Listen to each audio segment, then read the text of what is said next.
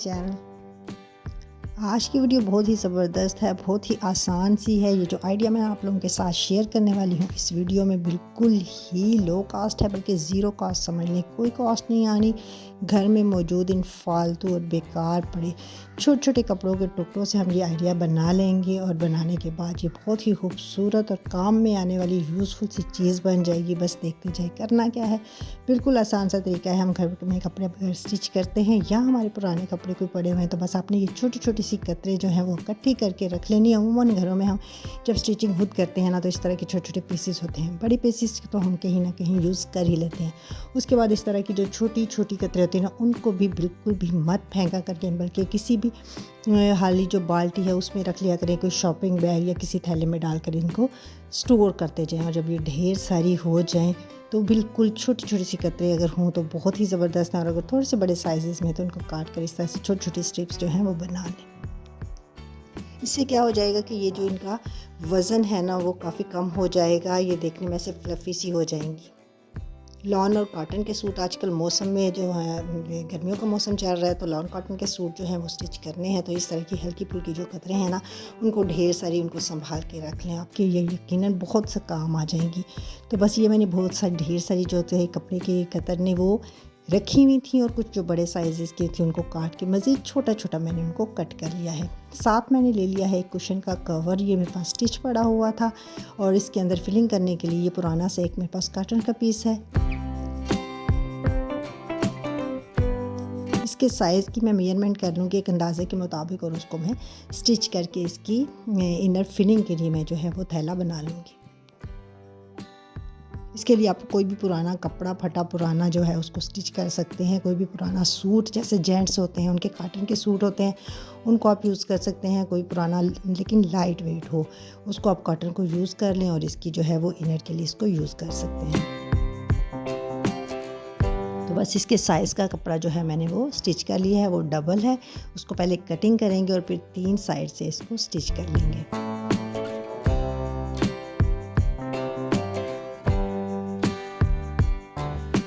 आसान सा प्रोसेस है, कोई भी बिगनर जो है वो इसको कॉपी कर सकता है और घर में पड़ी हुई इस बेकार सी कतरनों को यूज़ करके जो है अपनी बड़े काम की चीज़ जो है वो बना सकते हैं।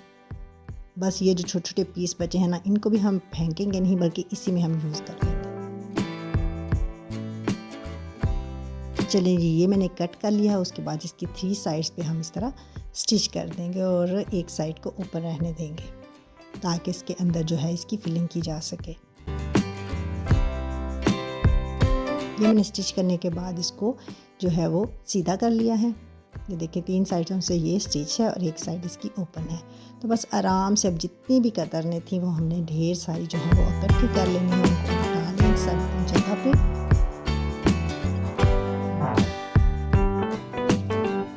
इसमें कुछ बड़ी भी थी छोटी भी थी, लेकिन मेरे काम की अब नहीं थी। तो इन सबको मैंने इकट्ठे करके एक जगह रखा हुआ होता है। उन सबको निकाल लेते हैं।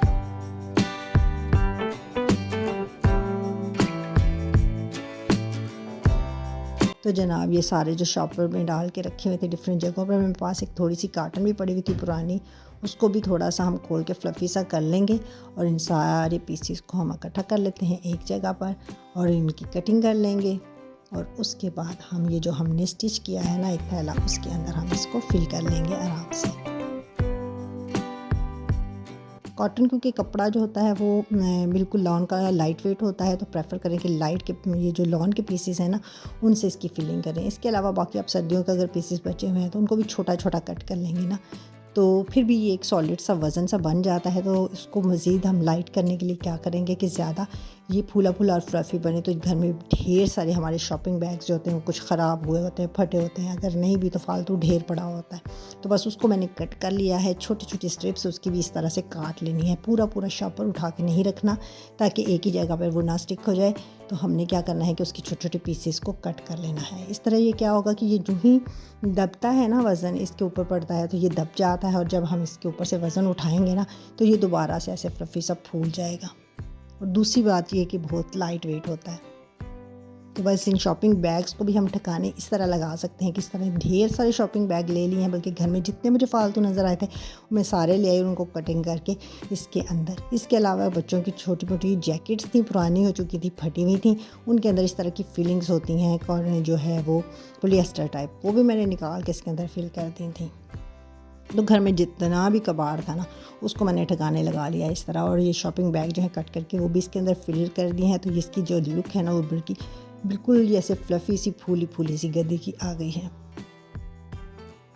तो सारा कुछ कर लिया है इसके अंदर फिल, और उसके बाद सुई और धागा लेके आप इसके अंदर से जो है ना स्टिचेस लगा लें, इसको बंद कर लें। और ये देखें जी कितनी ज़बरदस्त ये कुशन जो है वो बन के रेडी हो गया है। बस इसका प्यारा सा कलर का जो है आपके पास कोई भी कुशन कवर हो इस साइज़ का, जिस साइज़ की आपने गद्दी बनाई है, तो उसके अंदर इसको इंसर्ट कर देना है और ये ज़बरदस्त सा हमारा फ्लोर कुशन जो है वो बन के रेडी हो जाएगा। सारा कबाड़ जो है वो ठिकाने लग गया है, और एक बड़ी ज़बरदस्त सी चीज़ आपके बैठने के लिए, बच्चों के खेलने के लिए, पढ़ने के दौरान काम आने वाली बन चुकी है।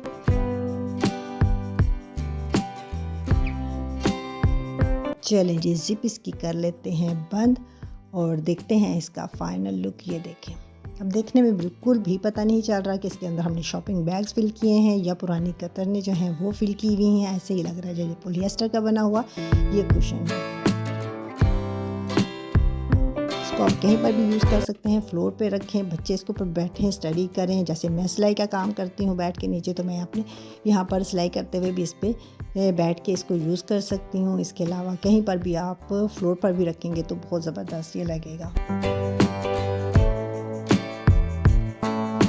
बेकार और पुरानी जो चीज़ें हैं वो भी यूज़ हो जाएंगी, और हमारे पास एक फ़्रेश नई चीज़ जो है वो बन के रेडी हो जाएगी विद इन ज़ीरो कास्ट। तो कैसा लगा आप लोगों को ये वाला आइडिया? ज़रूर अपनाइएगा। घर में फ़ालतू बेकार सामान को इस तरह हम स्टोर करके डिफरेंट जगहों पर रखने के बजाय उसको काम में ले आए तो क्या ही अच्छी बात है। बाज़ार से ख़रीदने के बजाय घर में ही जो है ये चीज़ें जो है अवेलेबल होती हैं, बस उसको अच्छी तरह से हमने सलीके के साथ इस्तेमाल करने की ज़रूरत होती है। तो एक मैंने ऑर्डर किया था सूट का सफ़ायर का, और ये आ चुका है जी पार्सल। तो इसको हम खोल के देखते हैं सूट कैसा आया है।